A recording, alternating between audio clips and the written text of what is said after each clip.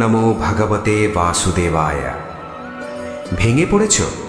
গীতার একটি বাণী তোমার জীবনের অন্ধকারকে আলোর পথে ফিরিয়ে আনতে পারে।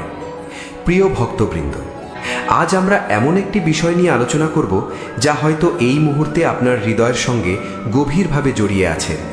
কখনো যদি মনে হয় জীবন আর আগের মতো নেই, মন ভেঙে গেছে, সব আশা যেন শেষ হয়ে এসেছে, তাহলে ভগবান শ্রীকৃষ্ণের গীতার বাণী কিভাবে আপনার অন্তরে নতুন শক্তি, নতুন সাহস এবং নতুন আশার আলো জ্বালাতে পারে, সেই নিয়েই আজকের এই আধ্যাত্মিক আলোচনা।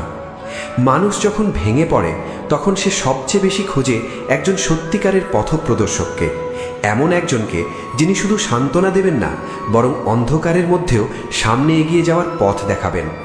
এই পৃথিবীতে সেই পথপ্রদর্শক হলেন ভগবান শ্রীকৃষ্ণ। তিনি কখনো বলেননি যে জীবনে কষ্ট আসবে না। তিনি কখনো প্রতিশ্রুতি দেননি যে তার ভক্তদের জীবনে কোনো সমস্যা থাকবে না।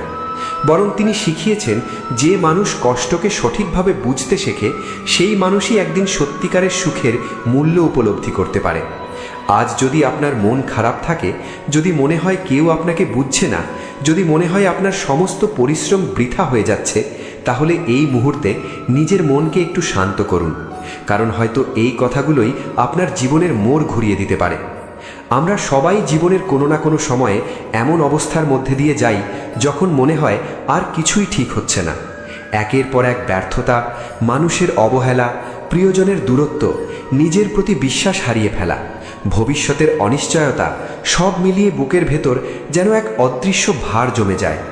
বাইরে থেকে সবাই দেখে আমরা স্বাভাবিক আছি, কিন্তু ভেতরে ভেতরে আমরা প্রতিদিন একটু একটু করে ভেঙে যাই। এই ভাঙার শব্দ কেউ শুনতে পায় না। গভীর রাতের নীরবতা ছাড়া আর কেউ সেই কান্নার সাক্ষী হয় না, কিন্তু ভগবান শ্রীকৃষ্ণ সেই কান্না শোনেন। তিনি সেই নীরব আর্তনাদ অনুভব করেন।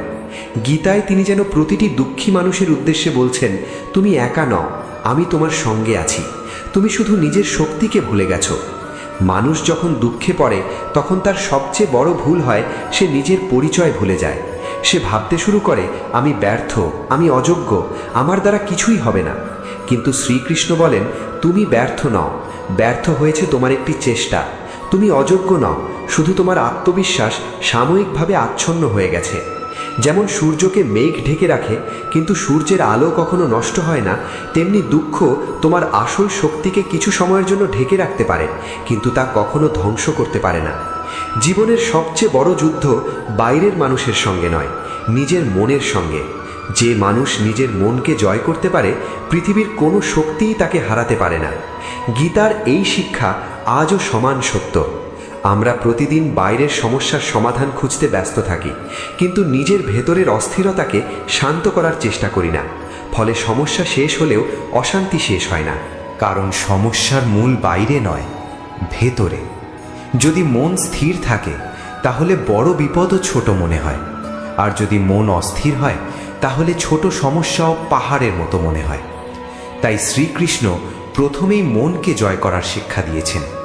তিনি বলেছেন, যে নিজের মনকে বন্ধু করতে পারে তার জীবনে কোনো শত্রু থাকে না, আর যে নিজের মনকেই শত্রু বানিয়ে ফেলে তাকে পৃথিবীর কোনো মানুষ রক্ষা করতে পারে না। অনেকেই বলেন, আমার ভাগ্য খুব খারাপ, আমি যা চাই তা কখনো পাই না। কিন্তু ভগবান শ্রীকৃষ্ণ আমাদের একটি গভীর সত্য শেখান। তিনি বলেন, জীবনে যা কিছু ঘটে তার সব কিছুই আমাদের ইচ্ছা মতো হয় না, কিন্তু প্রতিটি ঘটনাই আমাদের কিছু না কিছু শেখানোর জন্য আসে। যে মানুষ শিক্ষা গ্রহণ করে সে এগিয়ে যায়, আর যে শুধু অভিযোগ করে সে একই জায়গায় আটকে থাকে। তাই দুঃখকে অভিশাপ ভাববেন না। অনেক সময় দুঃখই ঈশ্বরের সবচেয়ে বড় আশীর্বাদ হয়ে আসে। কারণ সুখ মানুষকে আরাম দেয়, কিন্তু দুঃখ মানুষকে বদলে দেয়। আজ আপনি যে মানুষ, 5 বছর আগে আপনি তেমন ছিলেন না। আপনার অভিজ্ঞতা, আপনার কষ্ট, আপনার সংগ্রামই আপনাকে আজকের মানুষ বানিয়েছে। যদি জীবনে কোনো বাধাই না আসতো তাহলে আপনি কখনো নিজের শক্তি চিনতে পারতেন না। একটি বীজ যদি মাটির অন্ধকার ভেদ না করত তাহলে সে কখনো বিশাল বৃক্ষে পরিণত হতে পারত না। ঠিক তেমনি একজন মানুষও সংগ্রাম ছাড়া কখনো মহৎ হতে পারে না। পৃথিবীর প্রতিটি মহান মানুষের জীবনে কষ্ট ছিল, কিন্তু তারা কষ্টকে নিজের পরিচয় বানায়নি, তারা কষ্টকে নিজের শিক্ষক বানিয়েছিল। গীতার শিক্ষা আমাদেরও সেটাই বলে, নিজের দুঃখকে ঘৃণা করো না, তাকে বোঝার চেষ্টা করো, কারণ প্রতিটি কষ্টের ভেতরে একটি শিক্ষা লুকিয়ে থাকে। আজ যদি কেউ আপনাকে ছেড়ে চলে যায়, হয়তো ঈশ্বর আপনাকে আরও ভালো মানুষের জন্য প্রস্তুত করছেন। আজ যদি কোনো কাজে ব্যর্থ হন, হয়তো ঈশ্বর আপনাকে আরও বড় সাফল্যের জন্য তৈরি করছেন। আজ যদি সবাই আপনাকে ভুল বোঝে, হয়তো ঈশ্বর চাইছেন আপনি মানুষের নয়, তার ওপর নির্ভর করতে শিখুন। মনে রাখবেন, যখন সব দরজা বন্ধ হয়ে যায়, তখনই ঈশ্বর নতুন একটি দরজা খুলে দেন। কিন্তু সেই দরজা দেখতে হলে মনকে হতাশার অন্ধকার থেকে বের করে আনতে হয়। হতাশা মানুষের চোখ বন্ধ করে দেয়, আশা মানুষের চোখ খুলে দেয়, আর গীতা মানুষের অন্তরের সেই আশার প্রদীপ জ্বালিয়ে দেয়। তাই আজ যদি আপনার মন ভেঙে থাকে, তাহলে নিজেকে একটি প্রশ্ন করুন, সত্যিই কি সব শেষ হয়ে গেছে, নাকি আমি শুধু এই মুহূর্তের কষ্টকেই পুরো জীবনের সত্য বলে ধরে নিয়েছি? বেশিরভাগ সময় আমরা বর্তমানের যন্ত্রণাকে চিরস্থায়ী মনে করি, কিন্তু সময় কখনো এক জায়গায় থেমে থাকে না। যেমন ঋতু বদলায়, তেমনি জীবনের অবস্থাও বদলে যায়। আজকের অন্ধকার আগামীকালের সূর্যোদয়কে থামাতে পারে না। আজকের ব্যর্থতা আগামী দিনের সাফল্যকে আটকাতে পারে না। আজকের কান্না আগামী দিনের হাসিকে মুছে দিতে পারে না। এই বিশ্বাসটাই গীতার আসল শক্তি। শ্রীকৃষ্ণ চান না তার ভক্ত ভয় নিয়ে বাঁচুক, তিনি চান তার ভক্ত সাহস নিয়ে বাঁচুক। কারণ ভয় মানুষকে দুর্বল করে, আর বিশ্বাস মানুষকে অজেয় করে তোলে। তাই যখনই মনে হবে আপনি ভেঙে পড়ছেন, তখন মনে করুন, এই মুহূর্তেও ভগবান শ্রীকৃষ্ণ আপনার হাত ছেড়ে দেননি। তিনি শুধু অপেক্ষা করছেন কখন আপনি তার দিকে একবার ফিরে তাকাবেন। মানুষের জীবনের সবচেয়ে কঠিন মুহূর্তগুলোতে আমরা প্রায়ই একটি ভুল করি। আমরা মনে করি এই কষ্ট শুধু আমারই, পৃথিবীতে আর কেউ এমন যন্ত্রণার মধ্যে নেই। কিন্তু সত্যিটা সম্পূর্ণ উল্টো। এই পৃথিবীর প্রতিটি মানুষ কোনো না কোনো অদৃশ্য যুদ্ধ লড়ছে। কেউ অর্থের অভাবে কষ্ট পাচ্ছে, কেউ প্রিয় মানুষকে হারিয়ে ভেঙে পড়েছে, কেউ নিজের স্বপ্ন পূরণ করতে না পেরে প্রতিদিন নীরবে কান্না করছে। আবার কেউ মানুষের সামনে হাসি মুখে দাঁড়িয়ে থাকলেও একা ঘরে ফিরে নিজের চোখের জল লুকিয়ে রাখছে। শ্রীকৃষ্ণ এই কারণেই গীতায় মানুষের বাহ্যিক অবস্থার চেয়ে তার অন্তরের অবস্থাকে বেশি গুরুত্ব দিয়েছেন। তিনি জানতেন বাইরের ক্ষত একদিন শুকিয়ে যায়, কিন্তু মনের ক্ষত যদি সময় মতো নিরাময় না হয়, তবে তা মানুষের সমস্ত শক্তিকে ধীরে ধীরে নিঃশেষ করে দেয়। তাই তিনি মানুষের মনকে শক্তিশালী করার শিক্ষা দিয়েছেন। তিনি বলেছেন, যে মানুষ নিজের মনকে স্থির রাখতে পারে, সুখে যেমন অহংকার করে না, তেমনি দুঃখেও ভেঙে পড়ে না। কারণ সে জানে সব কিছুই পরিবর্তনশীল। আজ যা আছে কাল তা নাও থাকতে পারে, আবার আজ যা নেই কাল সেটাই ফিরে আসতে পারে। এই পরিবর্তনের মাঝেই জীবন তার প্রকৃত অর্থ খুঁজে পায়। আমরা প্রায়ই চাই সব কিছু আমাদের ইচ্ছা মতো চলুক, কিন্তু যখন তা হয় না, তখন আমরা হতাশ হয়ে পড়ি। অথচ আমরা ভুলে যাই আমাদের দৃষ্টির সীমা খুব ছোট। আমরা আজকের ঘটনাকে দেখছি, কিন্তু ঈশ্বর পুরো ভবিষ্যৎ দেখতে পান। তাই তিনি কখনো কখনো আমাদের এমন পথ দিয়ে নিয়ে যান যা প্রথমে কঠিন মনে হলেও শেষ পর্যন্ত আমাদের প্রকৃত মঙ্গলের দিকেই পৌঁছে দেয়। একটি ছোট শিশু যখন চিকিৎসকের কাছে যায়, তখন ইঞ্জেকশন দেখে কাঁদে। সে ভাবে চিকিৎসক তাকে কষ্ট দিচ্ছেন, কিন্তু তার বাবা মা জানেন এই সামান্য ব্যথাই তাকে বড় অসুখ থেকে রক্ষা করবে। ঠিক তেমনি জীবনের অনেক কষ্ট প্রথমে অন্যায় মনে হয়, কিন্তু পরে বুঝতে পারি সেই অভিজ্ঞতাই আমাদের আরও পরিণত, আরও শক্তিশালী এবং আরও জ্ঞানী করে তুলেছে। তাই আজ যদি আপনার জীবনে এমন কিছু ঘটে যা আপনি বুঝতে পারছেন না, তাহলে ধৈর্য ধরুন। সব উত্তর সঙ্গে সঙ্গে পাওয়া যায় না, কিছু উত্তর সময় নিজেই এনে দেয়। শ্রীকৃষ্ণ আমাদের অপেক্ষা করতে শিখিয়েছেন, কারণ যিনি অপেক্ষা করতে পারেন তিনিই জীবনের গভীরতম আশীর্বাদগুলো গ্রহণ করতে পারেন। অনেক সময় আমরা তাড়াহুড়ো করে এমন সিদ্ধান্ত নিয়ে ফেলি যার জন্যে পরে সারা জীবন অনুশোচনা করতে হয়। রাগের মুহূর্তে বলা একটি কথা, হতাশার মুহূর্তে নেওয়া একটি সিদ্ধান্ত, অথবা কষ্টের মুহূর্তে ভেঙে দেওয়া একটি সম্পর্ক, এসবই পরে আমাদের আরও বেশি ব্যথা দেয়। তাই গীতা আমাদের শেখায়, মন অশান্ত থাকলে কখনো বড় সিদ্ধান্ত নিও না। প্রথমে মনকে শান্ত করো, কারণ অশান্ত মন কখনো সঠিক পথ দেখাতে পারে না। শান্ত মনই ঈশ্বরের কণ্ঠস্বর শুনতে পারে। আজকের পৃথিবীতে মানুষ সবচেয়ে বেশি ক্লান্ত হয়েছে শুধু কাজ করে নয়, অতিরিক্ত চিন্তা করে। যে ঘটনা এখনো ঘটেনি তা নিয়েই আমরা ভয় পাই, যে ভবিষ্যৎ এখনো আসেনি তা নিয়েই উদ্বিগ্ন থাকি, আর যে অতীত আর কখনো ফিরে আসবে না সেটাকেই বারবার মনে করে নিজেকে কষ্ট দিই। ফলে বর্তমান মুহূর্তটাকে আমরা হারিয়ে ফেলি। অথচ শ্রীকৃষ্ণ বর্তমানেই বাঁচতে শিখিয়েছেন। তিনি বলেছেন, তোমার অধিকার শুধু কর্মে, ফলের ওপর নয়। এই একটি বাক্যের মধ্যে অসীম শান্তি লুকিয়ে আছে। কারণ যখন মানুষ শুধু নিজের কর্তব্যের দিকে মন দেয়, তখন তার অপ্রয়োজনীয় দুশ্চিন্তা অনেকটাই কমে যায়। সে নিজের সর্বোচ্চ চেষ্টা করে, তারপর ফল ঈশ্বরের হাতে ছেড়ে দেয়। এই বিশ্বাসই মানুষকে মানসিক মুক্তি দেয়। আপনি কি কখনো লক্ষ্য করেছেন, নদী কখনো থেমে থাকে না। তার পথে পাথর আসে, বাঁক আসে, গভীর খাদ আসে, তবুও সে চলতে থাকে, কারণ সে জানে তার গন্তব্য সমুদ্র। মানুষের জীবনও ঠিক তেমন, পথে বাধা আসবেই, কিন্তু যদি আপনি থেমে যান তবে গন্তব্যে পৌঁছানো সম্ভব নয়।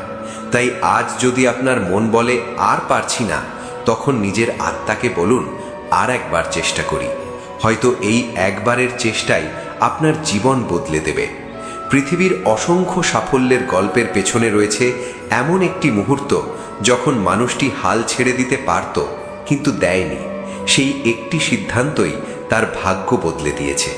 তাই কখনো নিজের শেষ শক্তিটুকুও হারিয়ে ফেলবেন না, কারণ ঈশ্বর অনেক সময় শেষ মুহূর্তেই অলৌকিক পরিবর্তন ঘটান।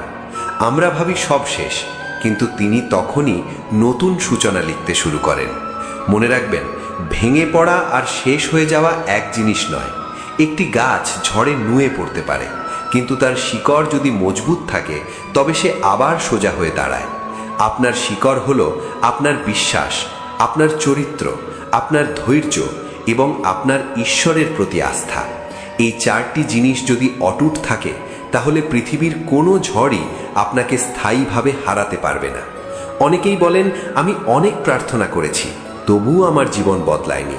কিন্তু কখনো ভেবে দেখেছেন, হয়তো আপনার জীবন বদলানোর আগে ঈশ্বর আপনাকেই বদলে দিচ্ছেন। কারণ মানুষ বদলালে জীবনও বদলে যায়। যদি আপনার দৃষ্টিভঙ্গি বদলে যায়, তাহলে একই পৃথিবীকে আপনি সম্পূর্ণ নতুনভাবে দেখতে শুরু করবেন। আগে যেখানে সমস্যা দেখতেন, সেখানে সুযোগ দেখতে পাবেন। আগে যেখানে ব্যর্থতা দেখতেন, সেখানে শিক্ষা দেখতে পাবেন। আগে যেখানে একাকিত্ব অনুভব করতেন, সেখানে ঈশ্বরের সান্নিধ্য অনুভব করবেন।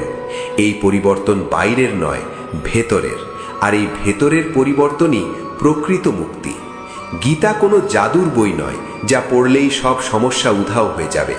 গীতা হলো এমন একটি আয়না যেখানে মানুষ নিজের প্রকৃত সত্তাকে দেখতে শেখে। যখন আপনি নিজেকে চিনতে শুরু করবেন, তখন অন্যের কথায় আপনার মন আর এত সহজে ভেঙে পড়বে না। কারণ আপনি জানবেন, আপনার পরিচয় মানুষের প্রশংসা বা সমালোচনার উপর নির্ভর করে না। আপনার পরিচয় আপনার আত্মা, আর সেই আত্মা চিরন্তন, অমর এবং ঈশ্বরের অংশ। তাই সাময়িক ব্যর্থতা কখনো আপনার প্রকৃত মূল্য নির্ধারণ করতে পারে না। নিজের জীবনের দিকে ফিরে তাকান। এমন কত ঘটনা আছে যেগুলো একসময় ভীষণ বড় সমস্যা মনে হয়েছিল, অথচ আজ সেগুলো শুধুই স্মৃতি। তখন মনে হয়েছিল এই কষ্ট কোনোদিন শেষ হবে না, কিন্তু হয়েছে, এবারও হবে। এই বিশ্বাস হারাবেন না, কারণ বিশ্বাস হারিয়ে ফেললে মানুষ বেঁচে থাকলেও ভেতর থেকে মৃত হয়ে যায়, আর বিশ্বাস বেঁচে থাকলে অন্ধকারের মধ্যেও মানুষ আলো খুঁজে পায়। তাই আজ নিজের হৃদয়ে একটি প্রতিজ্ঞা করুন, আমি আর নিজের বিরুদ্ধে কথা বলবো না, আমি আর নিজেকে দুর্বল বলবো না, আমি আর অতীতের শৃঙ্খলে নিজেকে বেঁধে রাখবো না। আমি প্রতিদিন একটু একটু করে এগোবো, ধীরে হলেও এগোবো, কারণ আমার সঙ্গে আছেন ভগবান শ্রীকৃষ্ণ, আর তিনি কখনো তার ভক্তকে মাঝপথে একা ফেলে যান না। অনেক সময় মানুষ নিজের জীবনের সবচেয়ে বড় শত্রুকে চিনতেই পারে না। সে ভাবে তার শত্রু হলো সেই মানুষ যে তাকে অপমান করেছে, যে তাকে ঠকিয়েছে, যে তার বিশ্বাস ভেঙেছে, অথবা যে তার সাফল্যের পথে বাধা হয়ে দাঁড়িয়েছে। কিন্তু ভগবান শ্রীকৃষ্ণ আমাদের এমন একটি সত্যের সামনে দাঁড় করান, যা প্রথমে মেনে নেওয়া কঠিন হলেও শেষ পর্যন্ত জীবনের সবচেয়ে বড় মুক্তির পথ খুলে দেয়। তিনি বলেন, মানুষের সবচেয়ে বড় শত্রু বাইরে নয়, মানুষের নিজের অশান্ত মনই তার সবচেয়ে বড় শত্রু। যখন মন ভয়, রাগ, হিংসা, হতাশা এবং অহংকারে ভরে যায়, তখন বাইরের কোনো শত্রুর প্রয়োজন হয় না। মানুষ নিজেই নিজের শক্তিকে ধ্বংস করতে শুরু করে। তাই যদি সত্যিই জীবনে শান্তি পেতে চান, তাহলে বাইরের পৃথিবীকে বদলানোর আগে নিজের ভেতরের পৃথিবীকে বদলাতে হবে। কারণ যে মানুষ নিজের অন্তরকে জয় করতে পারে, তাকে আর কেউ পরাজিত করতে পারে না। আপনি হয়তো ভাবছেন, এত সহজে কি মনকে নিয়ন্ত্রণ করা যায়? অবশ্যই নয়, কিন্তু অসম্ভবও নয়।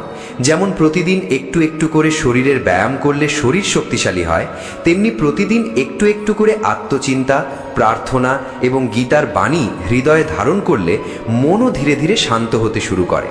পরিবর্তন একদিনে আসে না, কিন্তু প্রতিদিনের ছোট ছোট পরিবর্তন একদিন বিশাল রূপ নেয়।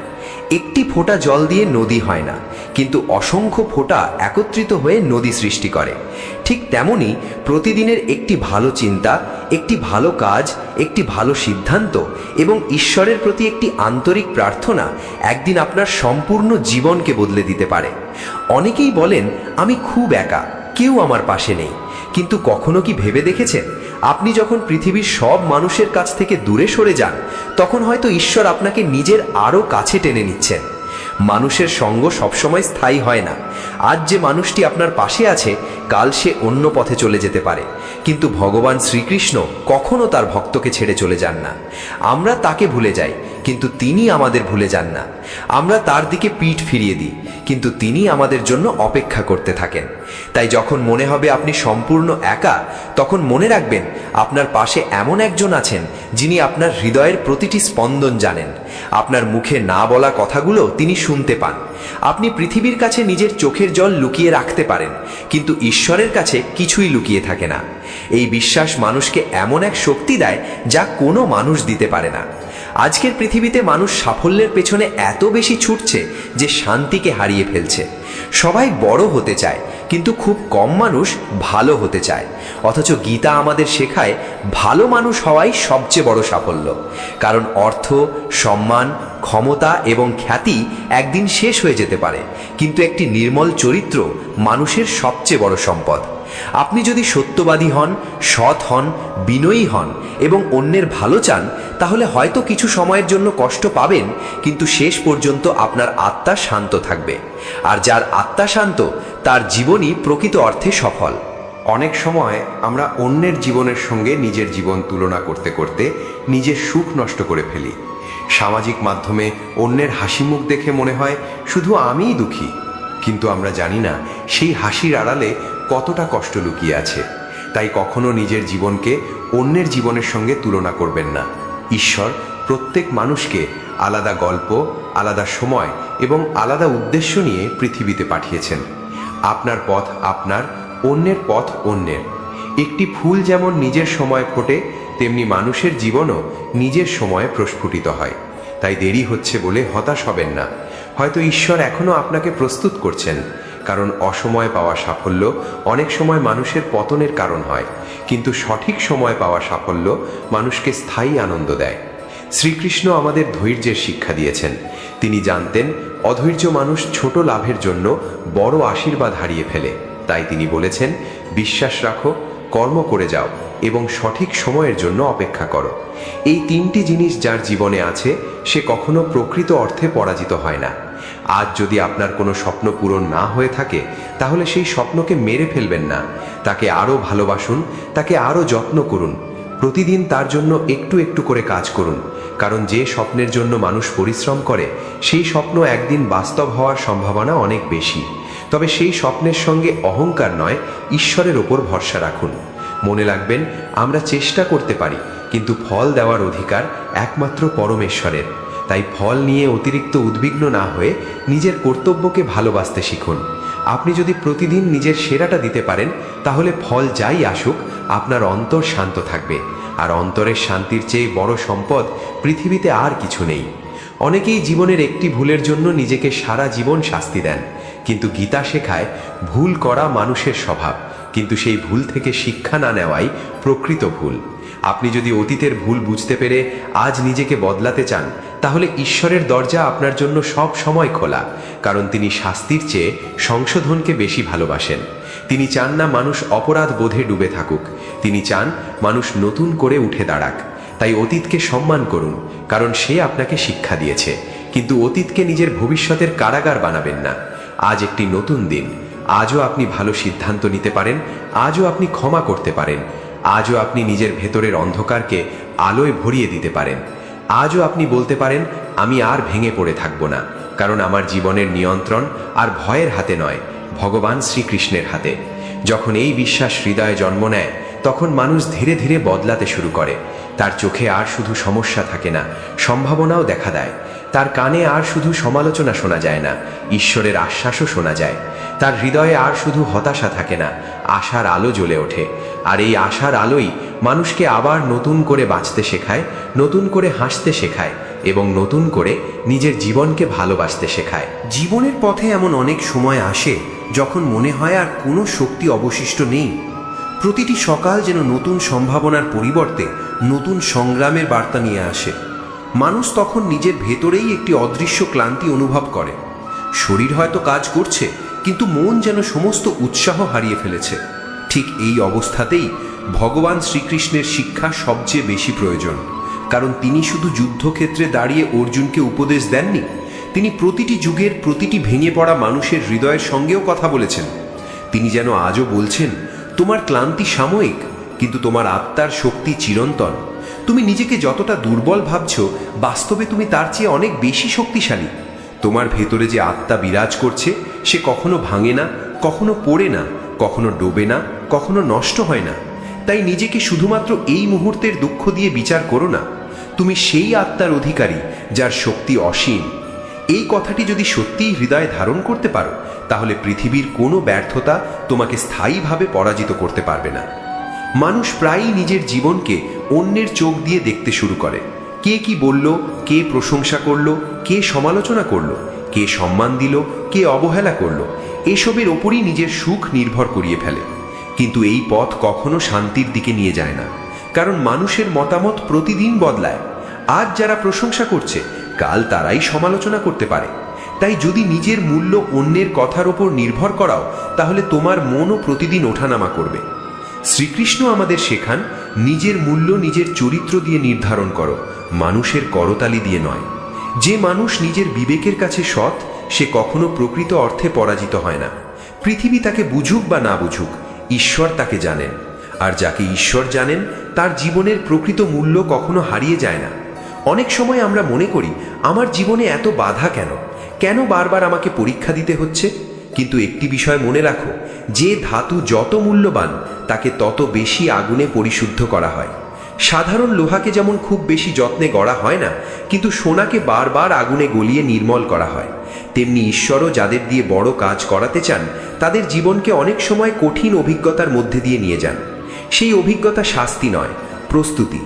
আজ তুমি যে কষ্টের মধ্যে দিয়ে যাচ্ছ, হয়তো আগামী দিনের আশীর্বাদের ভিত্তি সেটাই। তাই প্রতিটি কঠিন সময় নিজেকে প্রশ্ন করো না, কেন আমার সঙ্গে এমন হচ্ছে, বরং নিজেকে জিজ্ঞাসা করো, এই অভিজ্ঞতা আমাকে কি শেখাতে এসেছে। এই একটি প্রশ্নই তোমার দৃষ্টিভঙ্গি বদলে দিতে পারে। কারণ অভিযোগ মানুষকে দুর্বল করে, কিন্তু শিক্ষা মানুষকে শক্তিশালী করে। গীতা আমাদের অভিযোগ নয়, উপলব্ধির পথ দেখায়। আজ যদি তোমার খুব প্রিয় কেউ তোমাকে ভুল বুঝে থাকে, তাহলে তার প্রতি ঘৃণা জমিয়ে রেখো না, কারণ ঘৃণা প্রথমে অন্যকে নয়, নিজের মনকেই বিষাক্ত করে তোলে। ক্ষমা মানে অন্যায়কে সমর্থন করা নয়, ক্ষমা মানে নিজের হৃদয়কে মুক্ত করে দেওয়া।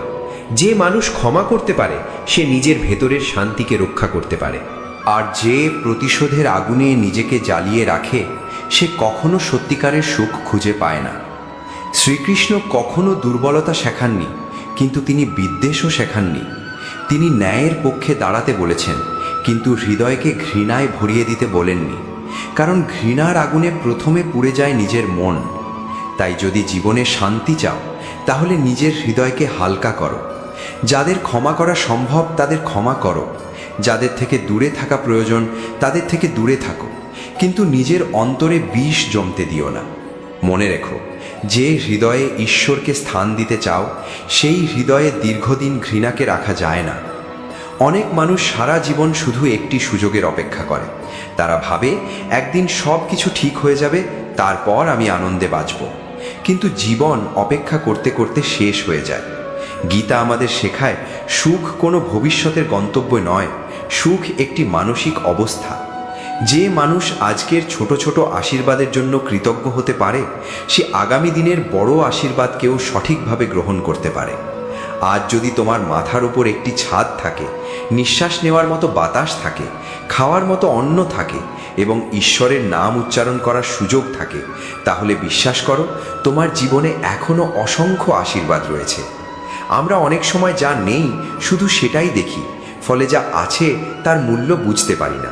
অথচ কৃতজ্ঞতা এমন একটি শক্তি যা মানুষের মনকে অন্ধকার থেকে আলোয় নিয়ে আসে। প্রতিদিন সকালে যদি শুধু কয়েক মুহূর্তের জন্যেও ঈশ্বরকে ধন্যবাদ জানাতে পারো, তাহলে ধীরে ধীরে তোমার দৃষ্টিভঙ্গি বদলে যেতে শুরু করবে। সমস্যাগুলো থাকবে, কিন্তু সেগুলো আর আগের মতো ভয়ঙ্কর মনে হবে না, কারণ কৃতজ্ঞ হৃদয় কখনো সম্পূর্ণ হতাশ হয় না।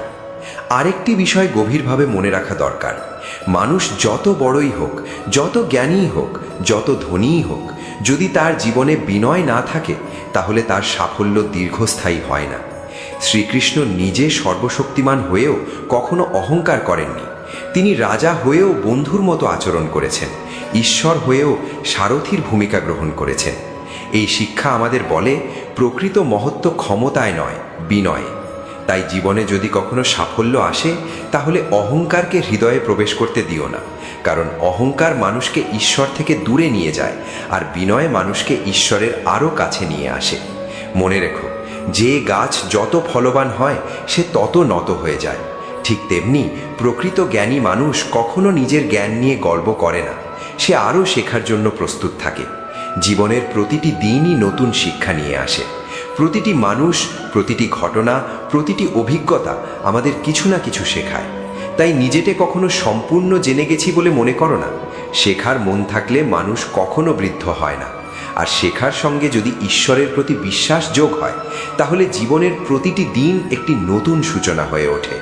আজ যদি তোমার মন ভেঙে থাকে, তাহলে নিজেকে শেষ বলে ঘোষণা করো না, কারণ যে গল্প ঈশ্বর লিখছেন তার শেষ অধ্যায় তুমি এখনো পড়োনি। হয়তো এই কঠিন সময়ই আগামী দিনের অলৌকিক আশীর্বাদের সূচনা। তাই সাহস হারিও না, বিশ্বাস হারিও না, নিজের প্রতি আস্থা হারিও না। মনে রেখো, রাত যত গভীর হয়, ভোর তত কাছে আসে। আর যে মানুষ ভোরের অপেক্ষা করতে জানে, সে একদিন সূর্যের আলো অবশ্যই দেখতে পায়। অনেকেই মনে করেন জীবনের সবচেয়ে বড় সম্পদ অর্থ, বাড়ি, গাড়ি কিংবা সম্মান। কিন্তু ভগবান শ্রীকৃষ্ণ আমাদের এমন একটি সম্পদের কথা বলেন, যা একবার অর্জন করতে পারলে পৃথিবীর কোনো শক্তি তা কেড়ে নিতে পারে না। সেই সম্পদের নাম অন্তরের শান্তি। যে মানুষের অন্তরে শান্তি আছে, সে অল্পের মধ্যেও আনন্দ খুঁজে পায়। আর যার অন্তরে অশান্তি বাস করে, সে হাজারো সম্পদের মাঝেও সুখী হতে পারে না। তাই গীতা আমাদের বাইরের পৃথিবী জয় করার আগে নিজের অন্তরের পৃথিবীকে সুন্দর করার শিক্ষা দেয়। কারণ হৃদয়ের ভেতরে যদি ক্রোধ, হিংসা, ভয়, লোভ এবং অহংকার জমে থাকে, তাহলে বাইরের কোনো অর্জনই স্থায়ী আনন্দ দিতে পারে না। মানুষ যতই দৌড়াক, যতই সংগ্রাম করুক, শেষে সে শান্তির খোঁজেই ফিরে আসে। আর সেই শান্তির পথই দেখিয়েছেন ভগবান শ্রীকৃষ্ণ। তিনি বলেছেন, যে মানুষ নিজের ইচ্ছাগুলোর দাস হয়ে যায়, সে কখনো প্রকৃত স্বাধীন হতে পারে না, কারণ তার সুখ সবসময় বাইরের কোনো কিছুর ওপর নির্ভর করে। কিন্তু যে মানুষ নিজের মনকে নিয়ন্ত্রণ করতে শেখে, সে পরিস্থিতি যেমনই হোক না কেন, নিজের ভেতরের শক্তিকে হারায় না। আজকের পৃথিবীতে মানুষ সবচেয়ে বেশি যে রোগে ভুগছে, তার নাম অস্থিরতা। সব কিছু খুব দ্রুত চাই, সাফল্য এখনই চাই, অর্থ এখনই চাই, সম্মান এখনই চাই। কিন্তু প্রকৃতি আমাদের অন্য শিক্ষা দেয়। একটি বীজ মাটিতে পড়ার সঙ্গে সঙ্গে গাছ হয় না, তাকে সময় লাগে, তাকে অন্ধকারের মধ্যে থাকতে হয়, তাকে নীরবে শিকড় বিস্তার করতে হয়। তারপর একদিন সে মাটি ভেদ করে আলোয় উঠে আসে। মানুষের জীবনও ঠিক তেমন। যে মানুষ ধৈর্য ধরে নিজের শিকড়কে শক্তিশালী করে, একদিন তার সাফল্য স্থায়ী হয়। তাই যদি আজও তোমার জীবনে কাঙ্ক্ষিত ফল না এসে থাকে, তাহলে হতাশ হয়ো না। হয়তো তোমার শিকড় আরও গভীর হচ্ছে। আর যে শিকড় যত গভীর, ঝড়ে তার পতনের সম্ভাবনা তত কম। অনেক সময় আমরা ঈশ্বরকে বলি, ঈশ্বর আমার জীবন থেকে সব সমস্যা দূর করে দিন, কিন্তু হয়তো আমাদের প্রার্থনা হওয়া উচিত, হে প্রভু, আমাকে এমন শক্তি দিন যাতে আমি প্রতিটি সমস্যার সামনে দৃঢ়ভাবে দাঁড়াতে পারি। কারণ সমস্যা এড়িয়ে যাওয়া নয়, সমস্যার মধ্যেও সৎ পথে চলার নামই প্রকৃত সাহস। অর্জুনও যুদ্ধ থেকে পালিয়ে যেতে চেয়েছিলেন, কিন্তু শ্রীকৃষ্ণ তাকে পালানোর পথ দেখাননি। তিনি তাকে শক্তি দিয়েছিলেন নিজের কর্তব্য পালন করার। এই শিক্ষাই আজও সমান প্রাসঙ্গিক।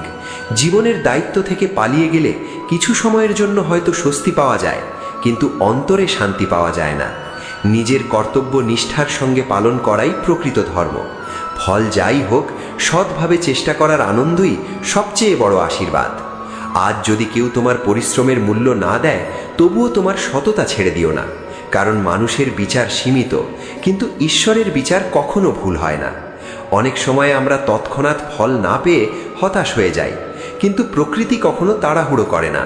সূর্য প্রতিদিন নির্দিষ্ট সময়ে ওঠে, নদী নিজের গতিতে সমুদ্রের দিকে যায়, ঋতু নিজের সময়ে পরিবর্তিত হয়, তেমনি ঈশ্বরের আশীর্বাদও সঠিক সময়েই আসে। আমরা যদি সেই সময়ের আগে সব কিছু পেয়ে যাই, তাহলে হয়তো তার মূল্য বুঝতে পারবো না। তাই অপেক্ষা করাও অনেক সময় আশীর্বাদেরই একটি অংশ। অপেক্ষা আমাদের ধৈর্য শেখায়, বিনয় শেখায় এবং বিশ্বাসকে আরও দৃঢ় করে। জীবনের পথে এমন কিছু মানুষ আসবে যারা তোমাকে নিরুৎসাহিত করবে। তারা বলবে, তোমার দ্বারা কিচ্ছু হবে না, তোমার স্বপ্ন খুব বড়, তুমি ব্যর্থ হবে। কিন্তু মনে রেখো, মানুষের সীমাবদ্ধ ধারণা কখনো তোমার ভবিষ্যৎ নির্ধারণ করতে পারে না। যদি ভগবান শ্রীকৃষ্ণ তোমার সঙ্গে থাকেন, তাহলে পৃথিবীর হাজারো সন্দেহের থেকেও তার একটি আশীর্বাদ অনেক বড়। তাই মানুষের নেতিবাচক কথাকে হৃদয় জায়গা দিও না। সমালোচনা থেকে শিক্ষা নাও, কিন্তু সমালোচনাকে নিজের পরিচয় বানিও না। তুমি কে তা পৃথিবী নয়, তোমার কর্ম এবং ঈশ্বরের দৃষ্টি নির্ধারণ করে। আরেকটি বিষয় সবসময় মনে রেখো, জীবনে কখনো এমন অবস্থায় পৌঁছবে না যেখানে আর প্রার্থনার প্রয়োজন নেই। আবার এমন অবস্থাও আসবে না যেখানে প্রার্থনা কোনো কাজ করবে না। প্রার্থনা শুধু কিছু চাওয়ার মাধ্যম নয়, প্রার্থনা হলো নিজের হৃদয়কে ঈশ্বরের সামনে উন্মুক্ত করে দেওয়া। যখন তুমি আন্তরিকভাবে ঈশ্বরের সঙ্গে কথা বলো, তখন তোমার ভেতরের অশান্তি ধীরে ধীরে গলে যেতে শুরু করে।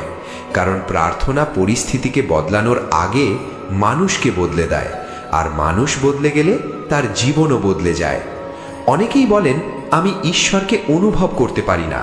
কিন্তু একটু গভীরভাবে ভাবো, যখন কোনো অচেনা মানুষ তোমার বিপদের সময় সাহায্যের হাত বাড়িয়ে দেয়, যখন সব আশা শেষ হয়ে যাওয়ার পরও নতুন একটি সুযোগ এসে যায়, যখন হঠাৎ এমন একটি পথ খুলে যায় যা তুমি কল্পনাও করনি, তখন কি সত্যিই শুধু কাকতালীয় ঘটনা ঘটে, নাকি সেখানে ঈশ্বর নীরবে কাজ করেন? ভগবান শ্রীকৃষ্ণ সবসময় অলৌকিকভাবে সামনে আসেন না। অনেক সময় তিনি মানুষের মাধ্যমে সাহায্য করেন। কখনো একটি চিন্তার মাধ্যমে পথ দেখান, কখনো একটি ঘটনার মাধ্যমে শিক্ষা দেন। তাই জীবনের প্রতিটি মুহূর্তকে সচেতনভাবে দেখো। হয়তো প্রতিদিনই তিনি তোমার সঙ্গে কথা বলছেন, কিন্তু তোমার মন এতটাই ব্যস্ত যে সেই আহ্বান শুনতে পাচ্ছে না। তাই প্রতিদিন কিছু সময় নীরব থাকো, নিজের শ্বাসের শব্দ শোনো, ঈশ্বরের নাম স্মরণ করো। দেখবে ধীরে ধীরে মনের ঝড় শান্ত হতে শুরু করেছে। জীবনের সবচেয়ে বড় পরিবর্তন সবসময় বাইরে দেখা যায় না। অনেক সময় সবচেয়ে বড় পরিবর্তন ঘটে মানুষের অন্তরে, আর সেই পরিবর্তনই একদিন তার পুরো জীবনকে আলোকিত করে। তাই আজ যদি তোমার মন ভেঙে থাকে, তাহলে এইটুকু বিশ্বাস রাখো, এই ভাঙনই হয়তো তোমাকে নতুনভাবে গড়ে তোলার শুরু। কারণ কুমোর যেমন মাটিকে আঘাত করেই সুন্দর পাত্র তৈরি করেন, তেমনি ঈশ্বরও অনেক সময় জীবনের কঠিন অভিজ্ঞতার মধ্য দিয়েই মানুষের চরিত্রকে মহৎ করে তোলেন।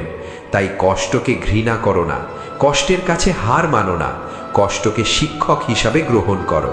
কারণ যে মানুষ কষ্ট থেকে শিক্ষা নিতে পারে, তার জীবনকে আর কোনো অন্ধকার দীর্ঘদিন আটকে রাখতে পারে না।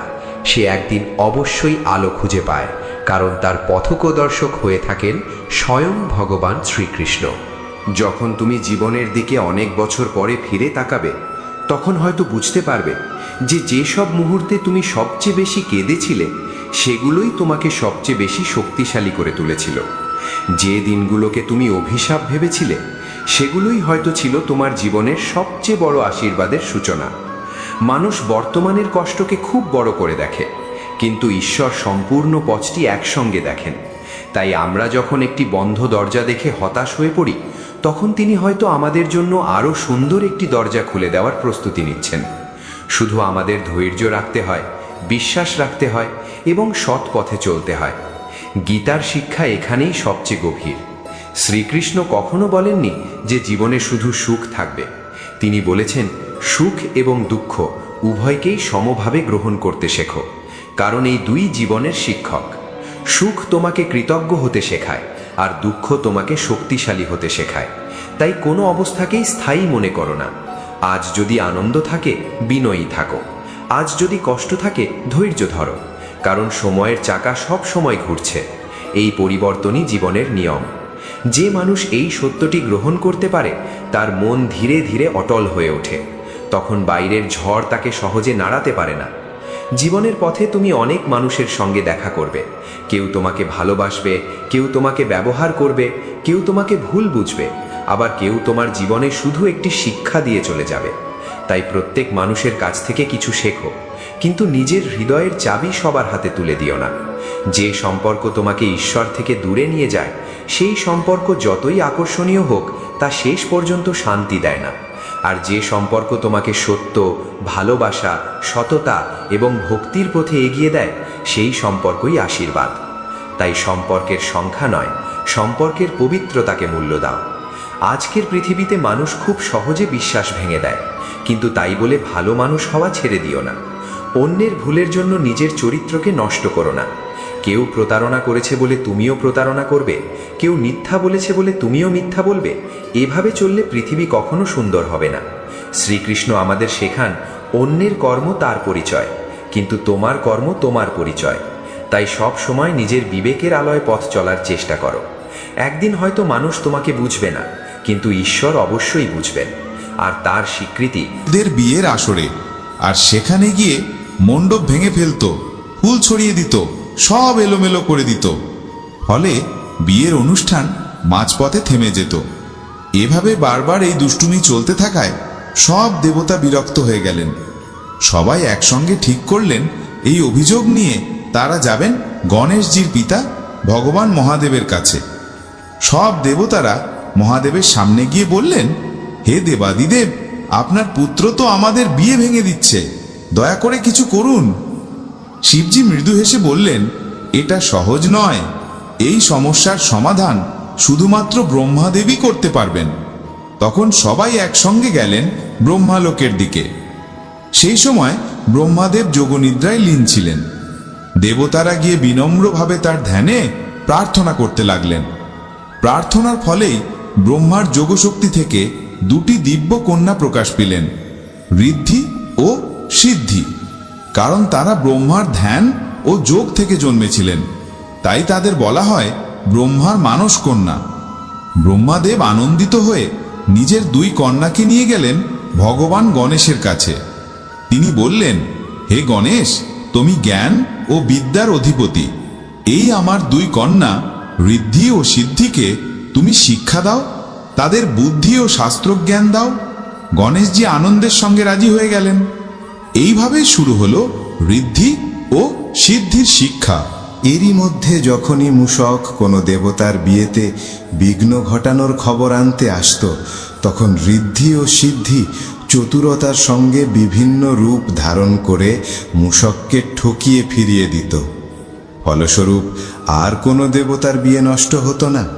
এভাবে সময় কেটে গেল দীর্ঘদিন। একদিন গণেশজির কানে খবর পৌঁছালো, আসল কথা হলো আমার বাহন মূষককে বারবার তাড়িয়ে দিচ্ছে ঋদ্ধি ও সিদ্ধি।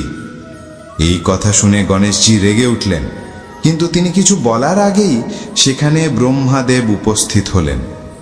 ব্রহ্মাদেব মৃদু হেসে বললেন, হে গণেশ, আমার এই দুই কন্যার আর কোনো যোগ্য বর আমি পাইনি। তুমি জ্ঞানী, বুদ্ধিমান, সকল দেবতার প্রিয়, তাই তোমাকেই তাদের স্বামী হিসাবে প্রার্থনা করছি। গণেশজি তখন হাসি মুখে বললেন, যদি ব্রহ্মাদেব নিজেই প্রস্তাব দেন তবে আমি অবশ্যই রাজি। এভাবেই এক মহা সমারোহে গণেশজি ও ঋদ্ধি সিদ্ধির বিয়ে সম্পন্ন হল। সকল দেবতা, ঋষি, মুনি, দেবীগণ উপস্থিত ছিলেন। আকাশ থেকে ফুল বর্ষণ হতে লাগল। ভগবান শিব ও মা পার্বতী আশীর্বাদ করলেন, তোমাদের সংসারে সর্বদা শুভ ও লাভ বিরাজ করুক। এবং তাই পরবর্তীতে ঋদ্ধি ও সিদ্ধির গর্ভে জন্ম নেন শুভ ও লাভ, যাদের আমরা আজও পুজো করি শুভ লাভ রূপে। কিছু পুরাণে এমনও উল্লেখ আছে যে ঋদ্ধি ও সিদ্ধি আসলে বিশ্বকর্মা প্রজাপতির কন্যা, তবে অধিকাংশ কাহিনীতে তারা ব্রহ্মার মানস কন্যা হিসাবেই পূজিত। আজকের এই পবিত্র দিনে যদি ভগবান গণেশজির পূজা করা হয়, তবে বিশ্বাস করা হয় ভগবান গণেশজির সঙ্গে সঙ্গে মাতা ঋদ্ধি, সিদ্ধি এবং তাদের পুত্র শুভ ও লাভেরও পূজা সম্পূর্ণ হয়ে যায়, আর তাদের আশীর্বাদও আমাদের জীবনে প্রবেশ করে। এখন শুনুন ভগবান শ্রীকৃষ্ণ ও তার পরম বন্ধু সুদামার এক আশ্চর্য কাহিনী। একদিন সুদামা ভগবান শ্রীকৃষ্ণকে বললেন, কানহাইয়া, আমি তোমার মায়া দেখতে চাই। তোমার এই জগতের মায়া কেমন আমায় একবার দেখাও তো। শ্রীকৃষ্ণ মৃদু হেসে বললেন, বন্ধু, সে তো সহজ বিষয় নয়, সময় এলে নিজে দেখবে। কিন্তু সুদামা যখন একেবারেই অনুরোধে অটল রইলেন, তখন ভগবান বললেন, ঠিক আছে, যখন সময় আসবে আমি নিজেই তোমায় দেখাবো। একদিন শ্রীকৃষ্ণ সুদামাকে বললেন, চলো বন্ধু, আজ আমরা গোমতী নদীতে স্নান করতে যাই। দুজন গোমতীর তীরে পৌঁছালেন, বসন খুলে নদীতে নামলেন। শ্রীকৃষ্ণ কিছুক্ষণ স্নান করে তীরে ফিরে এসে তার পীতাম্বর পরতে লাগলেন। সুদামা ভাবলেন, আর একবার ডুব দিয়ে নিয়ে শেষবার। তিনি আবার নদীর জলে ডুব দিলেন, আর সেই মুহূর্তেই যেন গোমতীর জল বয়ে যেতে লাগলো প্রলয়ের মতো। সুদামা অনুভব করলেন তিনি যেন স্রোতে ভেসে যাচ্ছেন, কোথায় যাচ্ছেন তা জানেন না। হঠাৎ তিনি এক অচেনা তীরের ধারে উঠলেন। চারদিকে নতুন এক দেশ, নতুন মানুষ। তিনি ঘুরে বেড়াতে লাগলেন, আর ঠিক তখনই এক বিশাল হস্তিনী এসে তার গলায় এক ফুলের মালা পরিয়ে দিল। সুদামা অবাক। তখন চারপাশে লোকজন চিৎকার করে উঠল, জয় জয়, আমাদের রাজা চলে গেছেন। এখন এই হস্তিনী যার গলায় মালা পরাবে তিনিই আমাদের নতুন রাজা। আর সেই মালা তো সুদামার গলায়।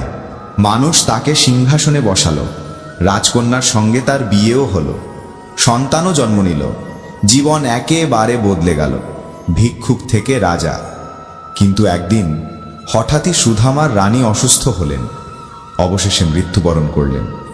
সুদামা শোকে ভেঙে পড়লেন, চোখের জল থামছিল না।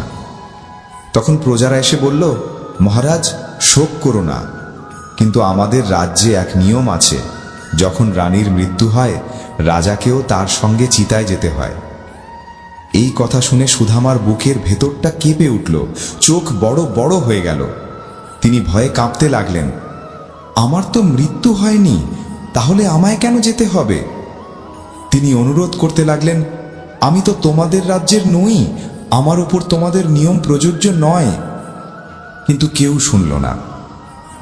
অবশেষে সুদামা বললেন, ঠিক আছে, কিন্তু শেষবার স্নান করে আসি। লোকেরা রাজি হলো, তবে অস্ত্রধারী প্রহরী দাঁড় করিয়ে দিল, যেন রাজা পালাতে না পারেন। সুদামা কাঁপতে কাঁপতে নদীতে নামলেন, এক ডুব দিলেন। আর ডুব দিয়েই তিনি দেখলেন সবকিছু উধাও, না রাজ্য, না প্রজা, না রানী, কিছুই নেই। তিনি আবার উঠে দেখলেন শ্রীকৃষ্ণ তখনও তীরে দাঁড়িয়ে শান্ত মুখে পীতাম্বর পরছেন।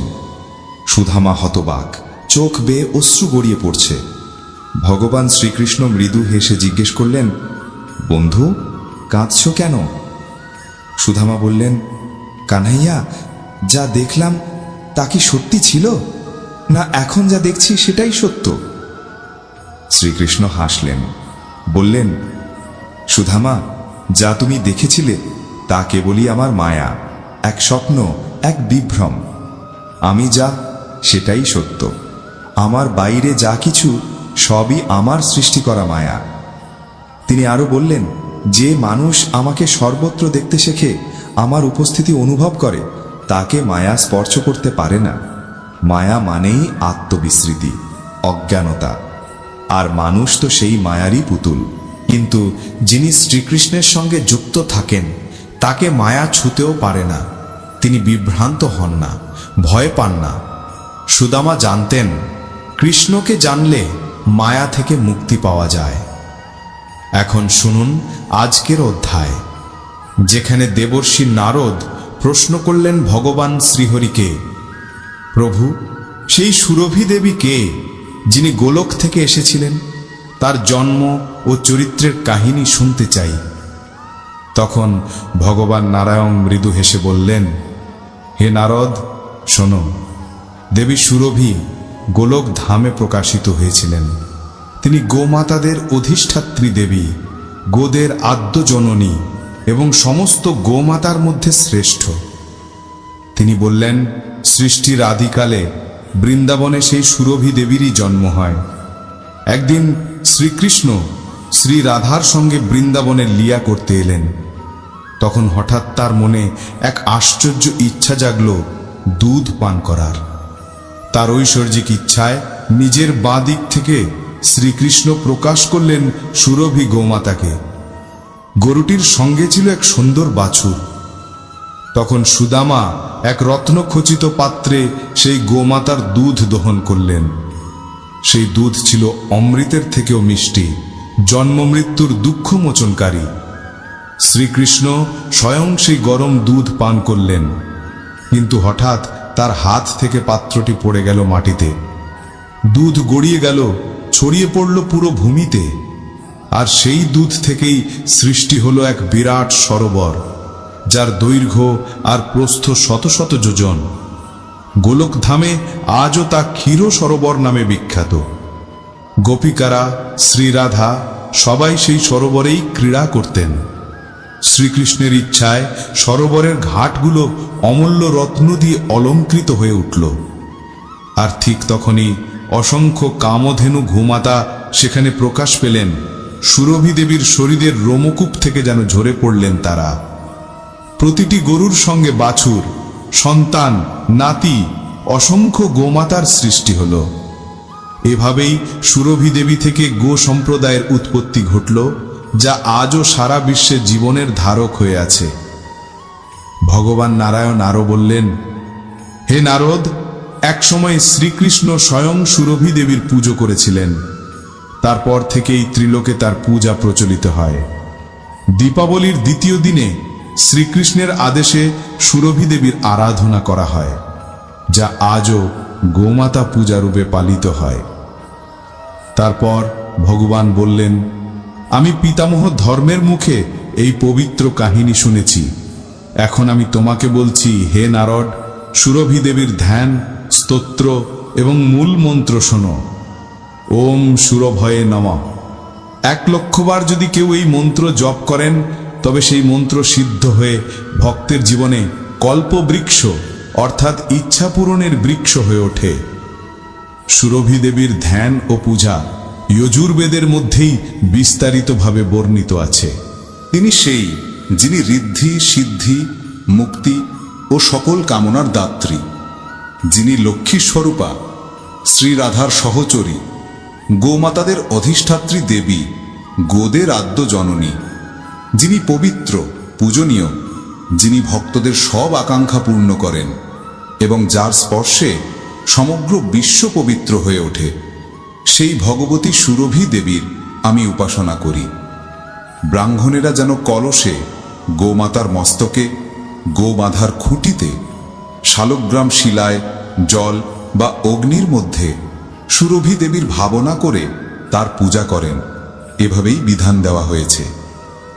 যে ব্যক্তি দীপমালিকার দ্বিতীয় দিনে অর্থাৎ দীপাবলির পরের সকালবেলায় ভক্তি ভরে সুরভি দেবীর পূজা করেন, সে এই জগতে সবার পূজ্য হয়ে ওঠে। একবার বরাহকল্পে এক আশ্চর্য ঘটনা ঘটল। দেবী সুরভি দুধ দেওয়া বন্ধ করে দিলেন। সঙ্গে সঙ্গে 3 লোকেই দুধের অভাব দেখা দিল। মানুষ দেবতা সবাই তৃষ্ণার্ত হয়ে উঠল। অন্নরস ঘৃত সবই যেন শুকিয়ে গেল। তখন দেবতারা উদ্বিগ্ন হয়ে ব্রহ্মালোকের পথে রওনা হলেন।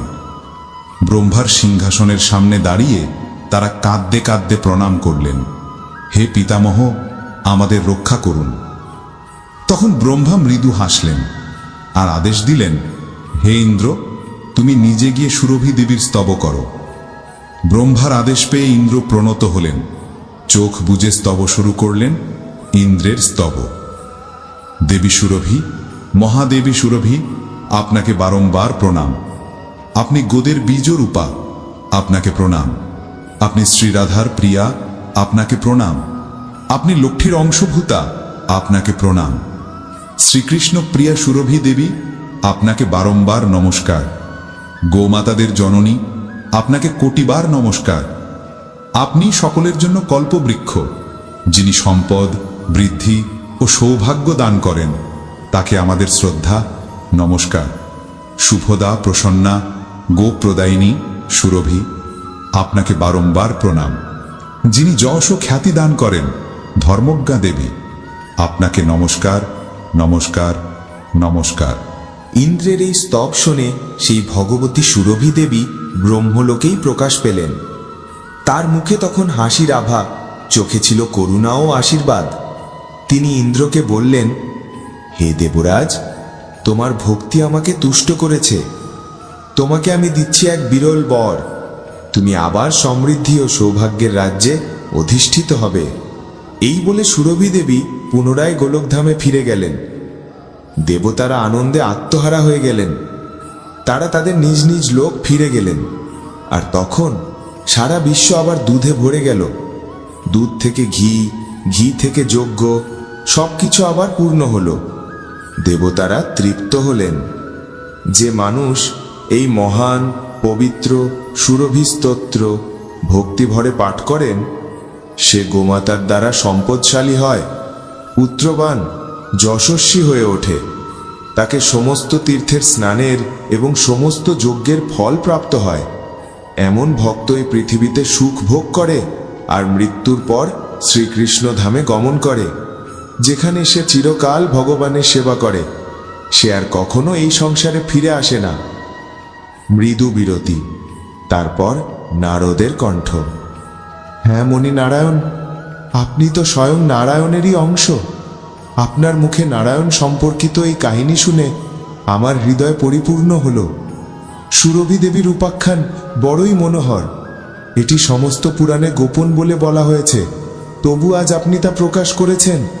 ধন্য হলাম আমি, ধন্য এই জগৎ। আজ দেবর্ষি নারদ মহাশয় ভগবান নারায়ণের সামনে এসে গভীর ভক্তিতে বললেন, হে প্রভু, আজ আমি শ্রবণ করতে চাই শ্রী রাধার পরম উত্তম আখ্যান, তার প্রাদুর্ভাব, তার ধ্যান স্তোত্র আর সেই মহত্তম রাধা কবচ, যা ভক্তদের সকল দুঃখ থেকে রক্ষা করে। তখন মণিবর নারায়ণ ধীরে ধীরে বললেন, হে দেবর্ষি, অতি প্রাচীন কালের কথা বলছি, যখন কৈলাস শিখরে অনন্ত মহেশ্বর, সকল সিদ্ধের অধিপতি, সিদ্ধিদাতা ভগবান শঙ্কর নিজে আসনে অধিষ্ঠিত ছিলেন। চারিদিকে ঋষি মুনি বসে তাকে স্তব করছিলেন। তার মুখকমল যেন হাস্যে বিকশিত, অধরে মৃদু হাসির আভা। তিনি তখন তার পুত্র কুমার কার্তিকের কাছে পরমাত্মা শ্রীকৃষ্ণের রাসোৎসবের আখ্যান শ্রবণ করাচ্ছিলেন। যখন রাসমণ্ডলের সেই কাহিনী শেষ হল, শান্ত পরিবেশে তখন দেবী পার্বতী মৃদু হাসি হেসে কিন্তু ভয়ে কাঁপা কণ্ঠে আপনার প্রিয় স্বামী মহাদেবের উদ্দেশ্যে প্রশ্ন তুললেন। প্রথমে তিনি ভয়ে ভয়ে আপনার স্বামী মহেশ্বরের স্তব করতে লাগলেন। তারপর যখন মহাদেব মধুর বাক্যে তাকে আশ্বস্ত করলেন, তখন দেবেশ্বরী মহাদেবী উমা বললেন, দেবী পার্বতী, নাথ, আমি আপনার মুখে শুনেছি 5 রাত্র, আগম, যোগশাস্ত্র, তন্ত্রশাস্ত্র, ভক্তিশাস্ত্র ও সকল দেবীর চরিত্র। কিন্তু এখন আমার হৃদয়ে এক আকুল বাসনা জাগছে। আমি শুনতে চাই শ্রী রাধার পরম উত্তম আখ্যান। শ্রুতির করণ শাখায় যেভাবে সংক্ষেপে শ্রী রাধার মাহাত্ম্য বলা আছে তা আমি আপনার মুখে শুনেছি। এখন দয়া করে শোনান ব্যাসদেব কর্তৃক বর্ণিত রাধা মহিমা, তার আবির্ভাব, ধ্যান, উত্তম নাম ও মাহাত্ম্য, পূজার বিধান, চরিত্র, স্তোত্র আর সেই অতি গোপন রাধা কবচ যা ভক্তদের অন্তরে কৃষ্ণ ভক্তির শিখা জ্বালায়। হে প্রভু, আমি আপনার দাসী, আপনার ভক্তা, আমাকে এই সব কথা অবশ্যই বলুন। আর এক কথা, আপনি যখন আগমখ্যান শুরু করেছিলেন তখনই কেন রাধাখ্যান গোপন রাখলেন? এর কারণও বলুন। দেবী পার্বতীর এই প্রশ্ন শুনে পঞ্চমুখ শিব নিজের মাথা নিচু করলেন, চিন্তায় নিমগ্ন হলেন, যেন সত্যভঙ্গের ভয় তার অন্তরে জাগল। তখন তিনি মনে মনে ধ্যান করলেন নিজের ইষ্টদেব করুণা নিধান ভগবান শ্রীকৃষ্ণের। ধ্যানে শ্রীকৃষ্ণের আজ্ঞা পেয়ে তিনি ধীরে ধীরে মুখ তুললেন এবং নিজের অর্ধাঙ্গিনী পার্বতীকে বললেন, ভগবান শঙ্কর, হে দেবী, যখন আমি আগমখ্যান আরম্ভ করেছিলাম তখন পরমেশ্বর শ্রীকৃষ্ণ আমাকে রাধাখ্যান প্রকাশ করতে নিষেধ করেছিলেন। কিন্তু আজ মহেশ্বরী, তুমি তো আমার অর্ধাঙ্গিনী, তোমার রূপ আমার থেকে ভিন্ন নয়। আজ ভগবান শ্রীকৃষ্ণ নিজেই আমাকে অনুমতি দিয়েছেন তোমাকে এই গোপন প্রসঙ্গ শ্রবণ করাতে। শোনো দেবী, সন্ত শ্রেষ্ঠ, আমার ইষ্টদেবের প্রিয়া, শ্রী রাধার চরিত্র অত্যন্ত গোপন, অত্যন্ত আনন্দদায়ক আর কৃষ্ণ ভক্তিদায়ক। এই প্রসঙ্গ এমন রহস্যময় যা আমি জানি, কিন্তু ব্রহ্মা পর্যন্ত জানেন না, নাগরাজ শেষও জানেন না, সনত কুমার, সনাতন, দেবতা, ধর্ম, দেবেন্দ্র, সিদ্ধ, মুনিরাজ কেউই এই রহস্যের অন্তঃস্থলে প্রবেশ করতে পারেননি। হে সুরেশ্বরী, তুমি তো আমাকে অতিক্রম করেছ ভক্তিতে, কারণ এই আখ্যান না শুনতে পারলে তুমি নিজ প্রাণ পর্যন্ত ত্যাগে প্রস্তুত। তাই এখন আমি তোমাকে বলবো এক এমন গোপন বিষয় যা দেবতাদের মধ্যেও অতি দুর্লভ। ই এক পরম আশ্চর্য রহস্য যা আমি এখন তোমাকে শোনাতে যাচ্ছি। শ্রী রাধার চরিত্র এমন এক আখ্যান যা পবিত্র, দুর্লভ ও শ্রবণমাত্রে পাপ বিনাশকারী। একদিন রাসেশ্বরী শ্রী রাধারানী তার প্রিয়তম শ্যামসুন্দর শ্রীকৃষ্ণের সঙ্গে মিলনের জন্য উৎসুক হয়ে উঠলেন। তখন তিনি বসেছিলেন এক রত্নময় সিংহাসনে, অমূল্য রত্ন খচিত অলঙ্কারে সুশোভিত। অগ্নিশুদ্ধ দ্যুতিময় বস্ত্র তার অঙ্গের আভাকে আরো উজ্জ্বল করে তুলেছিল। তার অঙ্গকান্তি কোটি কোটি পূর্ণ চন্দ্রকেও লজ্জিত করে দিত। তার দীপ্তি ছিল যেন গলিত সোনার মতো, সইয় আভাতেই তিনি উদ্ভাসিত। শ্রী রাধার অধরে তখন এক কোমল মৃদু হাসি খেলা করছিল। দাঁতের শুভ্র রেখা যেন মুক্তার মালা, এমন সুন্দর যে শরৎকালের প্রসন্ন পদ্ম ম্লান হয়ে যায় সেই মুখশোভায়। তার নিঃশ্বাসে মিশেছিল মালতী ফুলের গন্ধ। তার গলায় রত্নমালা জলজল করছিল গ্রীষ্মের মধ্যাহ্ন সূর্যের মতো, আর তার কণ্ঠে শোভা পাচ্ছিল মুক্তার শুভ্র হার, যেন গঙ্গার ধবল ধারা বয়ে চলেছে। এখানে প্রিয় শ্রোতাগণ, চোখ বন্ধ করুন, মন শান্ত করুন, আর অন্তরে ধারণ করুন শ্রী রাধার দিব্য রূপ। যে রূপ এখন আপনি শুনছেন তাকেই ভাবনায় রূপ দিন। এমন সময় রসিক শিরোমণি শ্রীকৃষ্ণ তার সেই মৃদু হাস্যভরা প্রিয়াকে দেখলেন।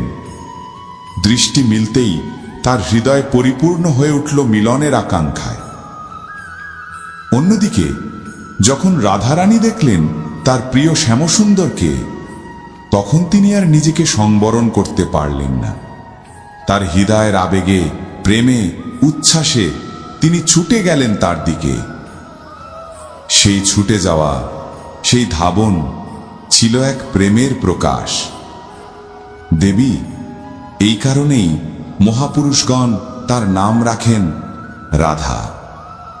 কারণ তিনি ধাবন করেছিলেন তার প্রিয়তম শ্রীকৃষ্ণের দিকে। তবে আরো গভীর এক অর্থ আছে। রাধা মানে শুধু নাম নয়, এ এক তত্ত্ব, এক যোগ, এক অদ্বৈত প্রেমের প্রতীক। রাধা যিনি কৃষ্ণের আরাধনা করেন, আর কৃষ্ণ যিনি রাধার আরাধনা করেন।